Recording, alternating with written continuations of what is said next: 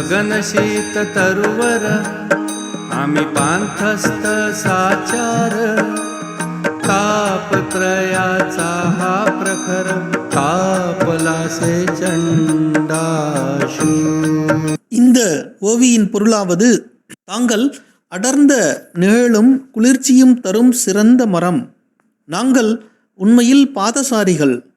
கதிரவன் ஆதி ஆத்மிகம், ஆதி பௌதிகம், ஆதி தெய்வீகம் என்று தாபத்ரயங்களாகிய வெயிலால் எங்களை சுட்டரிக்கின்றான் என்று ஸ்ரீ தாஸ்கனு மகராஜ் குறிப்பிடுகின்றார். இங்கு தாபத்ரயங்கள் என்றால் 3 விதமான துன்பங்கள் என்று பொருளாகும். தாபம் என்றால் துன்பம், திரயம் என்றால் 3. ஆதி ஆத்மிகம் என்றால் உடல் மற்றும் மனதால் ஏற்படக்கூடிய துயரங்கள், துன்பங்கள். ஆதி பௌதிகம் என்றால் பூ உலக இயல்பினால் சகஜமாக ஏற்படக்கூடிய துயரங்கள்.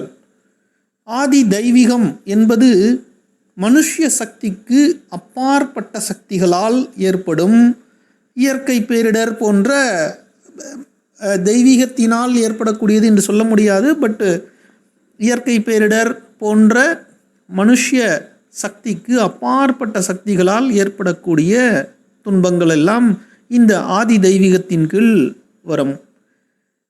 இந்த 3 தாபத்ரயங்களை பற்றி சொல்லும்போது, இத்தகைய துன்பங்கள் எனும் வெயிலால் கதிரவன் எங்களை சுட்டரிக்கின்றான். இவை அனைத்திலிருந்தும் எங்களை காக்கும் நிழலும் குளிர்ச்சியும் தரும் சிறந்த மரம் என்று பாபாவை தாஸ்கனு மகராஜ் போற்றுகின்றார். நிழல் தரும் மரம் என்று. இதில் நாங்கள் பாதசாரிகள் என்று தாஸ்கனு மகராஜ் பயன்படுத்திய சொற்றொடர் பொருள் பொதிந்தது. அதாவது அந்த காலத்தில் பாபாவை ஒரு சூஃபி மதத்தை பின்பற்றும் இஸ்லாமிய அவுலியா என்று தாஸ்கனு உள்ளிட்ட பெரும்பான்மையானோர் கருதினர். அதன்படி சுஃபியிசத்தில் ஆன்ம சாதகர்கள் வழிப்போக்கர்கள் என்று அறியப்படுகின்றார்கள்.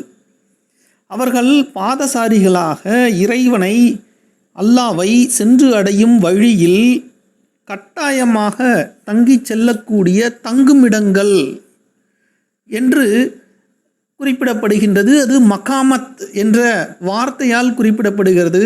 ஆங்கிலத்தில் இதை வே ஸ்டேஷன்ஸ் என்று சொல்வார்கள். அப்படி பாதசாரிகள் வழியில் தங்கக்கூடிய இடங்கள் எப்படி முக்கியமோ அப்படி பாதசாரிகளாக நாமும் நிழல் தரும் மரமாக, மகாமத்தாக பாபாவும் விளங்குவதாக ஸ்ரீ தாஸ்கனு மகராஜ் இங்கு குறிப்பிடுகின்றார். ஜெய் சாய்ராம்.